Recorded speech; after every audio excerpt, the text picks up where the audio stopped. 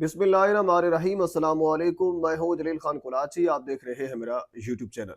Ducky भाई case के हवाले से गुफ्तगू करेंगे। कुछ इंतहाई अहम तरीन डेवलपमेंट सामने आई है, वो आपके सामने रखनी है। नईम भट्टू साहब की अदालत, जिस अदालत के अंदर डक्की भाई को पेश किया जाता रहा और रिमांड पे रिमांड लिए जाते रहे, आज उसी अदालत के अंदर हम इंतजार करते रहे उस शख्सियत का जो वो कहते थे कि डक्की इंतहाई बेशरम है और ये मेरी कौम को वरगला रहा है, ये कौम को हम इस तरफ लेकर आएंगे, ये करेंगे, वो करेंगे, यानी बेशुमार किस्म के दावे। और जिनके आइडल अल्लामा इकबाल और कैद आजम की बजाय जवेद चौधरी, मंसूर अली खान और इस किस्म के लोग थे, पर ये अपनी जगह पे मौजूद है। सरफराज चौधरी जो एडिशनल डायरेक्टर है और असिस्टेंट डायरेक्टर शुएब रियाज, और इसके अलावा फिर बाकी और साहबान भी हैं, अफसरान भी हैं। 9 अफसरान के खिलाफ एक मुकदमा दर्ज किया गया, जिसकी बाकायदा एफआईआर की कापी भी आज सामने आ गई है। इससे पहले आपको याद होगा कि सरफराज चौधरी को ट्रांसफर उनका किया गया था, उनको मुअत्तल किया गया था, और उसके बाद फिर एक उस्मान साहब हैं, उनको अगवा किया गया था। मुबैना तौर पर यह कहा गया था कि वो अगवा हैं, और ये कहा गया था कि जो मिलिट्री इंटेलिजेंस एजेंसी है उन्होंने इनके ऊपर हाथ रखा है, और ये सारे जो लोग हैं ये करप्शन के इनके ऊपर एक संगीन इल्ज़ाम है, और ये रंगे हाथों पकड़े गए थे। और इवन के जो जिस एजेंसी ने या जो ऊपर अफसरान बैठे हैं उन्होंने हाथ इस वजह से रखा था मुबैना तौर पर, क्योंकि ये पैसे उनकी मद में मांग रहे थे, यानी उनका नाम इस्तेमाल कर रहे थे। 1.5 करोड़ रुपए की करप्शन की बातें हो रही थी जो डक्की भाई से लिए गए थे, और ये लिए गए थे, ये कहा गया था यानी एनसीसीआईए के अफसरान की जानब से कि ऊपर एक इदारा है वो हमसे लेना चाहता है। तो जब ऊपर वाले इदारे को पता चला कि ये हमारा नाम इस्तेमाल कर रहे हैं और गलत तरीके से इस्तेमाल कर रहे हैं और अपने इख्तियारात का नाजायज इस्तेमाल कर रहे हैं, तो फिर उन्होंने इनके ऊपर हाथ रखा, और ये कहा गया कि फिर अगवा भी हुए और फिर सारी चीज़ें जो है वो खुलकर सामने आई। यानी ये एक मुबैना तौर पर एक कहानी थी। लेकिन आज इस कहानी के अंदर एक ट्विस्ट ये आया कि डक्की भाई की अहलिया अरूब जुताई कोई मुद्दत में एक मुकदमा दर्ज किया गया, जिसकी बाकायदा एफआईआर हमारे सामने आई। एफआईआर की कापी भी मेरे सामने मौजूद है। मियाँ अल इशफाक साहब इन 9 मुल्ज़िमान के वकील के तौर पर आज भी सामने आए, और ये जिला कचहरी लाहौर के अंदर इनको आज पेश होना था। कल इनकी गिरफ्तारी डाली गई थी, आज इनको पेश होना था, और सेम इज इट ये केस जो है वो डक्की भाई वाला केस ही हमें लग रहा है। आपको याद होगा डक्की भाई को इस तरह ही होता था कि 12 बजे का टाइम होता था तो वो सुबह 9 बजे आकर पेश कर देते थे, यानी मीडिया से छुप छुपा कर। इमर के कभी कभी तो ऐसा भी होता था कि जो उनके वकील हैं उनको मिलने तक नहीं दिया जाता। और आपको याद होगा एक मरतबा डक्की भाई ने खुद ये कहा था कि मुझे अभी जुडिशियल ना करें, अभी जिस्मानी रिमांड मेरा ले लेने दें। हालांकि ऐसा होता नहीं है, हमने ऐसा कभी देखा नहीं है। तो इसके पीछे मुहर्रिकात क्या थे, अब हमें कहानी खुलकर सामने आई है। वो कितने पैसे एनसीसीआई के अफसरान ने लिए, किस जगह के ऊपर लिए, और किस अफसर को कितने पैसे मिले, ये सारी डिटेल अब खुलकर सामने आ गई है। गुजरे वाला 90 लाख रुपया अरूब जतोई की मुद्दत में जो मुकदमा दर्ज किया गया है, जो एफआईआर दर्ज हुई है, उसके अंदर यह कहा गया है कि 50 लाख जो एक डिप्टी डायरेक्टर हैं जवार अहमद, ये एक नया नाम है, इससे पहले हमारे सामने नहीं आया था। इससे पहले एडिशनल डायरेक्टर सरफराज चौधरी, और इसके बाद फिर असिस्टेंट डायरेक्टर शुएब रियाज, और इसके अलावा बाकी कुछ लोग हमारे सामने आए थे, लेकिन ये एक नया नाम है।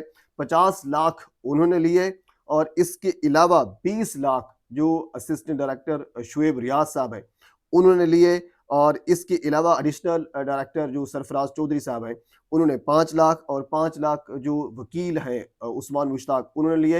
इमर के वकील की तब्दीली के हवाले से भी बात हो रही है कि अब इनको तब्दील भी किया जा रहा है, अब इसकी जगह कोई और वकील आएगा, क्योंकि ये इस वकील ने इतने पैसे लगाकर भी, यानी 90 लाख रुपया जो एफआईआर के अंदर लिखा गया है, जो माना जा रहा है, जिसके सबूत मौजूद हैं, जिसकी वजह से इन 9 अफसरान की इंक्वायरियां लगी हैं, अब इन्होंने पेश होना है, करप्शन के संगीन इल्जामात हैं, यानी 90 लाख रुपया इस वकील ने देने के बावजूद भी अपने क्लाइंट को रिलीफ नहीं दिला सका। तो जाहिर सी बात है ये एक नाअहली ही तस्वुर किया जाएगा। इवन के आपको तो वैसे ही रिलीफ दिलवाना चाहिए था आइन कानून के मद्देनजर रखते हुए, आप आईन और कानून के तालिब इल्म हैं तो आपको आईन और कानून का दरवाज़ा खटखटाना चाहिए था, बजाय इसके कि आप डील की तरफ जाते। लेकिन डील की तरफ भी गए, उसमें 5 लाख इन्होंने खुद लिया, लेकिन उसके बावजूद भी डील इनकी कामयाब नहीं हो सकी। जो उस्मान मुश्ताक साहब हैं, उन्होंने 5 लाख भी लिए। और इसके अलावा एक और है शोएब रियाज के आगे उनके फ्रंट मैन हैं सलमान अजीज और उस्मान साहब।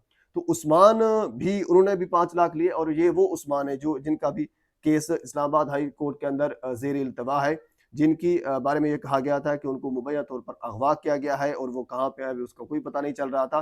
तो उनकी भी गिरफ्तारी डाल दी गई है और उनके ऊपर भी ये इल्ज़ाम है कि उन्होंने 5 लाख लिया है। इसके अलावा सलमान अजीज हैं जो फ्रंट मैन थे शोएब रियाज के, उन्होंने 5 लाख लिया। तो ये कुल मिलाकर तकरीबन कोई 90 लाख रुपए बनते हैं। और इसके अलावा ये भी इसके अंदर कहा गया है कि मुलजिम के भाई हैं ज़ियाउर रहमान, तो ज़ियाउर रहमान ने ये शेखुपुरा टूल प्लाजा है वहां जाकर ये रकम पहुंचाई। और इसके अलावा जो डिप्टी डायरेक्टर जवार अहमद हैं, उनके कोई करीबी दोस्त हैं कार जून शोरूम वाले, वहां पे 50 लाख रखवाया गया और बाकी जो रकम जो तकसीम करनी थी, जिसकी तकसीम भी मैंने आपके सामने रख दी है, वो बाकी अफसरान के अंदर वो तकसीम की गई। और इसके अलावा ये भी कहा गया है कि ये जो एनसीसीआई के अफसरान हैं, ये इनका सिर्फ यूट्यूबर के खिलाफ नहीं बल्कि कॉल सेंटर्स और बाकी और भी जो लोग जो जरा तगड़े हैं, पैसे वाले हैं, उनके खिलाफ ये कार्रवाई करते हैं। और कार्रवाई करने के बाद फिर जो ऊपर अफसरान है उन तक भी एक माल पानी पहुंचाया जाता है, जो नीचे अफसरान हैं उन तक भी पहुंचाया जाता है। ये सारे मिले हुए थे और आपस में मिलजुल कर ये करप्शन भी कर रहे थे, यानी लोगों को हरासा भी कर रहे थे। और आप देखते थे कि सरफराज चौधरी ये कहा करते थे कि डक्की जैसा बेशरम, हालांकि एक बंदा जो एक सब जुडिशियल जिसका मामला है, अभी मामला चल रहा है, अदालत ने अभी तक उनको गुनाहगार करार नहीं दिया था, तो उससे पहले अपनी ऑब्जर्वेशन देना बेसिकली एक हरासा करने के मुतरादिफ था और एक प्रेशर देने के मुतरादिफ था, जो कि वो प्रेशर दे रहे थे। बहरहाल हालात बदलते हैं, वक्त बदलता है, कोई पता नहीं चलता इस चीज़ का।